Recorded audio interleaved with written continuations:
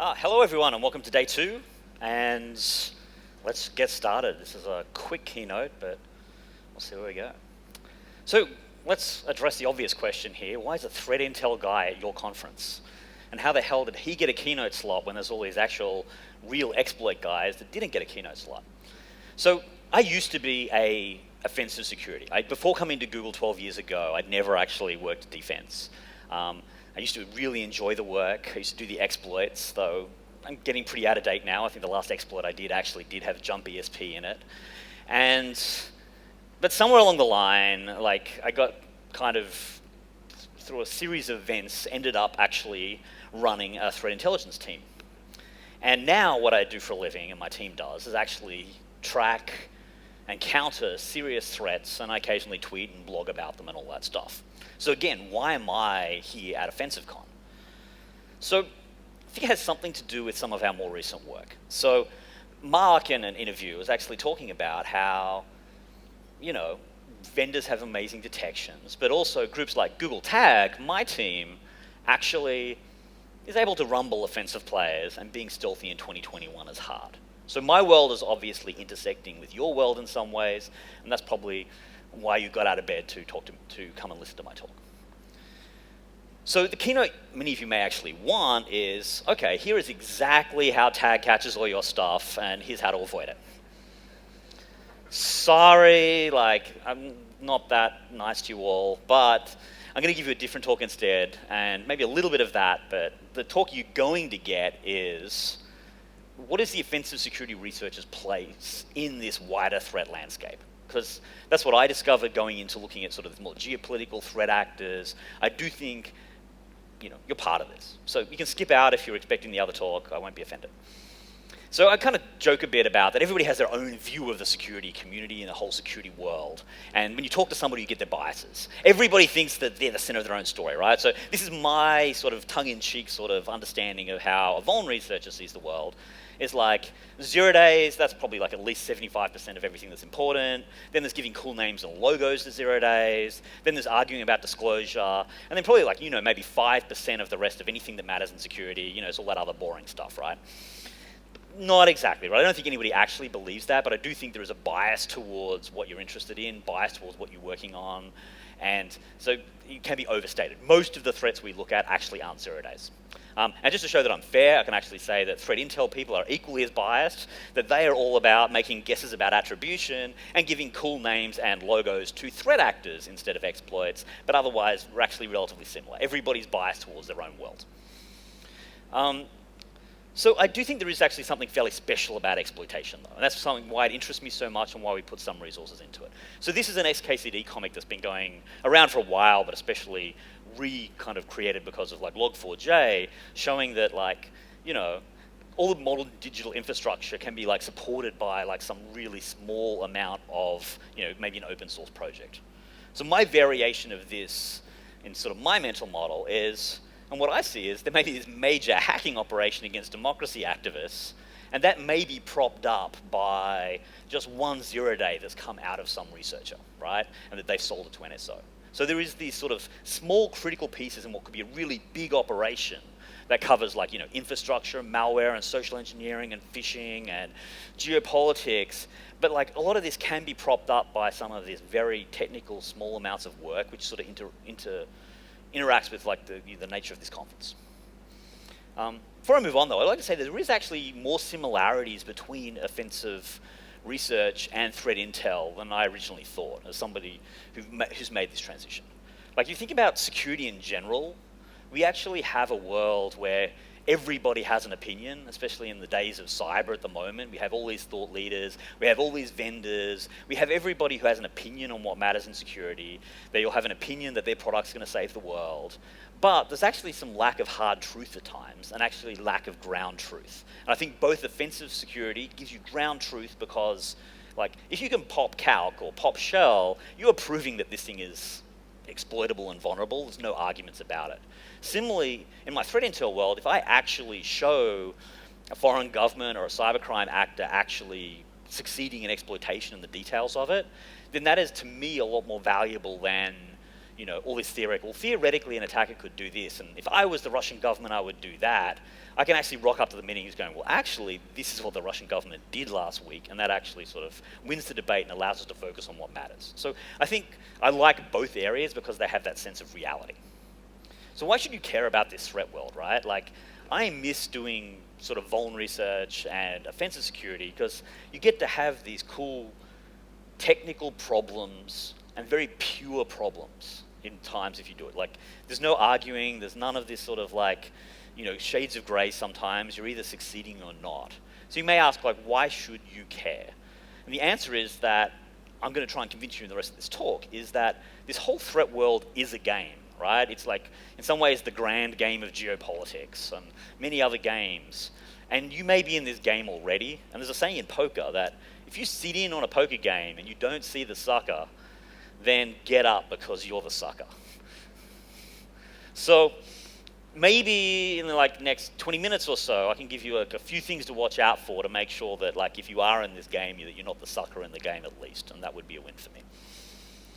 So the first way that offensive security people are becoming more and more into this game is that attackers, and by attackers I actually mean government-backed attackers like North Korea, are actually directly targeting researchers. So suddenly the research people are on the front line.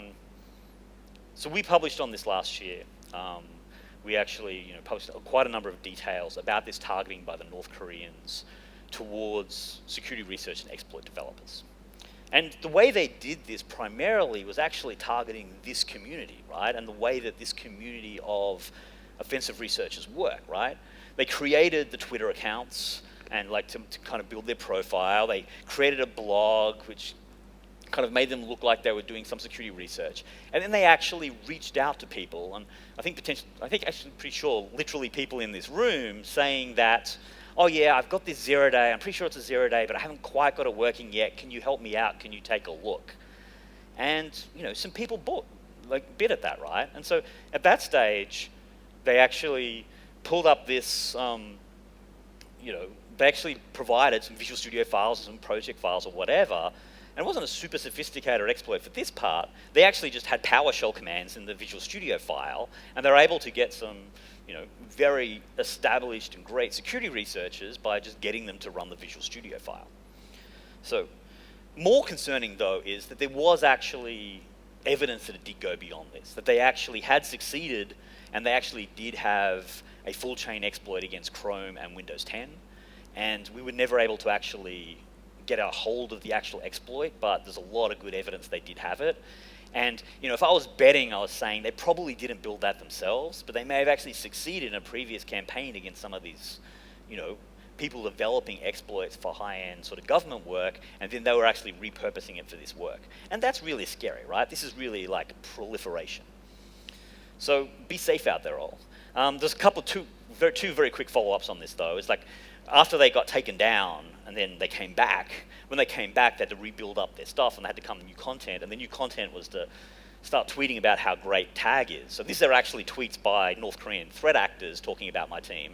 And then they're even retweeting me and job ads for my team. And I would not have predicted a year before this that I'd have North Korean followers actually helping me drum up sort of press and hiring, and they're doing this.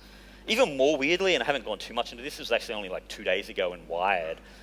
One of the people that was hacked by this now is actually saying that they're engaging in automated exploitation and hacking back and taking North Korea off the internet. I don't know what to make of this, but definitely a sign that makes my point that people are in this game and it is a game and security researchers are part of it. What's the second way? Not only is North Korea targeting you, we are targeting you too. And by we, I don't just mean Google Tag, Project Zero, I mean generally defenders are targeting 0 days specifically. So my team had a good year last year doing this, maybe a bad year for the people whose exploits got burnt here, but this is 11 0-day that were discovered actively in use by the wild by threat actors that we reported and got patched. And this is only actually, a small part of the overall picture. Matty Stone and Project Zero are tracking all the publicly released 0 days in the wild, and it was 57 last year. And this is growing, and that was a new record, and I think Matty's talking later today on that. So why do we do this to you? Is it just because we're mean and we just want to like mess with you all? Or is it because we're not patriotic and we don't understand how offensive security is like the greatest thing ever and we're just terrible people? No, I don't think so, right? Firstly, we do it because it's fun. Like, it is so much more fun looking at new 0 days than looking at new phishing messages. So I do like we do a little bit of this stuff. But kind of as I said with that kind of cartoon earlier, like I do think 0 days are fairly critical to this work, right? Like, if you think of all the other ways that we see people exploited day by day with like phishing, with malware, social engineering, there's other things we can do there, right? We can do awareness, we can do security keys, we can do patching, we can fix almost everything else. But like if you start having attacks which are, 0 days, there's only so much you can do around that. So I think it does deserve a little bit more resources than other things. I always try and think of like, how can we actually hold back adversaries in general? And part of that is like thinking through the constrained resources. And if you think of all the resources they need for their attacks, I think they can always find a new software engineer to kind of build the malware, right? They can just keep hiring those people. I think they're always going to be able to find boxes on the internet. They're always going to be able to find email accounts. I think one of their most constrained resources for an attacker is actually 0 day. So if we actually want to sort of constrain attackers, that might be one of the areas to focus. And that's my hypothesis as we go into this, that hunting 0 day and getting it patched will lead to overall better security. So being OffensiveCon though, I thought I'd actually better have a side note of like, why do I actually believe that security is a good thing? At almost any other conference I wouldn't, but I thought like, I at least want to defend why free-for-all hacking is not the best thing in the world. So bias, of course, like, unlike in past days, now I actually get paid to make things more secure, and insecurity is bad for my employer's business, so that's part of it. But more generally, I do believe that, a more secure world on the whole is a better world. I'm like a sci-fi geek growing up as a kid, right? I believe in all this like cool technological future. I want to see us go to space. I want to see advances in medicine. I want to see advances in finance. I want to see really cool technological advancements of the human race. And I have this, fear in the back of my mind now that so much of what the human race needs to achieve actually is sitting on top of this digital infrastructure and the internet. And if it's not at all secure and we can't secure it even a little bit, then that actually really could hold back some really important things. I'm already starting to see that with like ransomware hitting healthcare in a pandemic and many other things that like total insecurity is not great. So I'm not naive though. I'm not like a black and white person, right? I'm not saying that like, everything is always one way or the other, but I do think the balance has shifted, and I'm definitely seeing evidence that balance has shifted, that attacks are too easy, even for actors, like North Korea, which are very unpredictable. If attacks are really easy for them, that's not a good sign for the world. And another good sign, I think the really good example is, forced entry exploit against iOS, like last year, right? This was an exploit that was there for multiple months, 0 click, 0 interaction against iOS devices from an actor that was, supplying to many countries who seem to be doing very irresponsible things. And I don't think this is a really good world where like many actors are running around with this capability, and that like everybody just has to assume that these phones, which, people live their lives on these phones, and it becomes like part of their sort of like world and brain, like a second brain, and suddenly that's like exposed to anybody who can like pony up some money to a commercial surveillance vendor. So I can justify why I'm pushing back on this a little bit here. Second one is, I mentioned this a little bit too, incentives matter, right? So we're not about just fighting back the individual bits and pieces, fighting back individual bugs. I think we also need to think about how to shift the incentives across the industry, across the world, to actually lead to better outcomes. And one of the ways, an example of this, is that we, quite a number of years ago, Google, changed the policy that, we don't give 90 days deadline if we discover a 0 day actively being used in the wild against people, right? you now get 7 days before we're going to release the details and patch. And this led to a lot of pushback, a lot of like wailing and gnashing of teeth. But like it really has shifted the industry, right? Like last year we got this great response from Apple. Like Clem and my team found this exploit being used in the wild. We reported Apple, and then like within 7 days, a new .release of iOS was released and being pushed to all users, and users were being protected from that. And this is a great win, and I think it's sort of like the virtuous cycle that comes from the creating the right incentives for the right things to happen. So coming back to the main part of my talk off these side notes now, is all this, it sounds great, right? But is this actually working? Am I actually having an effect on this world? Are other people finding 0 days having effects? If you count the number of 0 days, no, we're at a record, but is that because we're finding them more? I'll let other people debate that. I do think there is some hope. I think we've got people's attention, right? Like the fact that I'm standing here on this stage at OffensiveCon actually means that somebody's taking some notice and some interest, and we're having some effect somewhere, or at least we're interested. I think it is raising the skill bar, and I think that's, even if we only do that, I think it is a good thing. Even if we just make it so the people with good 0 days don't leak them out everywhere, that in its own right would be a good thing, because at least then only the people who develop them would have them, as opposed to everybody else who finds them lying around the internet. But I do think we can actually raise the skill bar here. I don't think we'll ever eliminate 0 days from the world, but I think we can make it harder than we do today. I do think this work is just getting started. I don't think we're going to do a little bit more on this, but again, it's a small part of my world. But I do think more people are going to do this. I think more people should do this. I think this is exciting. And I think there's a lot of exciting for real technical, interesting problems in this. So if you do want to think about a bit of a shift and try and work out how to do this, I think it's a great green field. So go Team Blue. So now we get into the less technical sides of this, but just as important, I think. The other way that you can get in the game, and in the game in a very bad way, is when accountability comes knocking for work in the offensive security world. And we're seeing more of this, right? Of people getting caught out because they've crossed a line, and in some ways because the line's moved. We have here the, this is dark matter.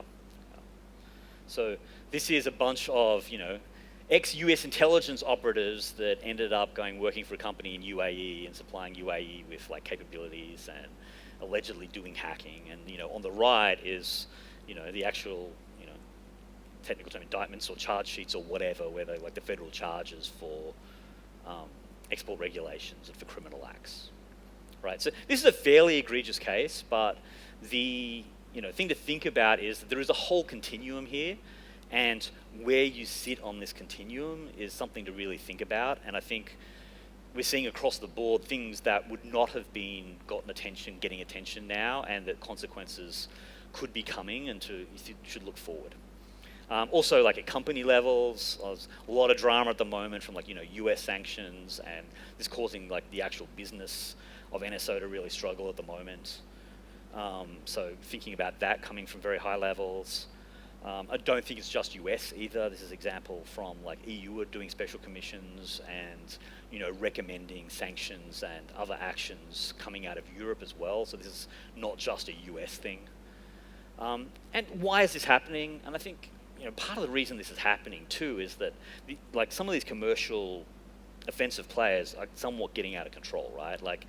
It was kind of reasonable a few years ago when everyone's sort of claiming, no, the only way any of this offensive research is being used is to track terrorists and save lives. But when week after week it's sort of exposed that no, it's democracy activists, no, it's journalists, no, it's people targeting their political opposition in democracies. It becomes a lot harder, and then it's getting a lot more attention from the people who want to do something about it. So, as sort of manager guy, I end up doing a lot of meetings with government people on different topics and threats, and these commercial vendors and policy people really all know about these actors and are really thinking about this problem a lot at the moment, so I expect a lot of evolution in this space. I also think just the general pressure from, the books about the zero-day market, the, effects of ransomware, just everything that's happening in the world. 10 years ago, you talk to a politician and they wouldn't have any opinion on hacking whatsoever. Now you're seeing stuff coming out of the White House or whatever that, software supply chain and open source patching and commercial surveillance vendors are actually like quite up the agenda out of like top politicians and legislative agendas. So that's something that is new and continuing. So I think the norms are going to change. So I'd keep an eye on it, right? Just like because something was totally cool to do in 2010 or 2020, like will it still be cool in 2025 when they change the rules? Watch out for that. And I think individuals should look at their own risk as well, depending on like who you're working for and what you're doing. Like you should be looking at like, okay, you can't just trust that your employer is a great guy or girl, and you have to think about, okay, am I going to face any legal risk? Am I going to be the sucker at the table here? Like, and also, as things change, like, and as things more get outed, what's the reputational risk to you too, right? Like, how is some of these things going to look on your resume, even if you do claim that, oh no, I was just sitting behind, IDA Pro doing this work. Like the last point is like, that ignorance and naivety is becoming less of an excuse, right? So people are sort of expecting people to think about what they're doing here. So the last bit of this is just thinking about how like, 0 days and offensive capability is a strategic asset, right?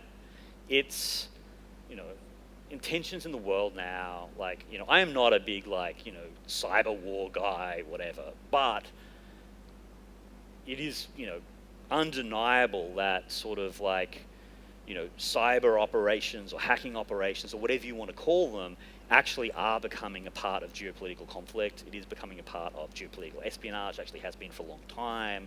So these things actually really matter, and these capabilities are starting to be strategic capabilities like other military capabilities are. And if it's not totally obvious, like you can also just like infer that this is changing by how certain countries are treating this work, right? Like, a couple of years ago, you'd go to Pwn and there'd be like all these amazing Chinese researchers there, sort of like running the board, getting their exploits out there. But then those exploits, through Pwn or whatever, would actually go to the vendors and they get patched. And then suddenly a couple of years ago, none of the Chinese researchers can now go. And now it's like Tianfu Cup, where they're still going after all the same targets, which happen to be things that are really good strategic for Chinese to have hacking capability against. And those exploits aren't necessarily coming to the vendors after all, right? So,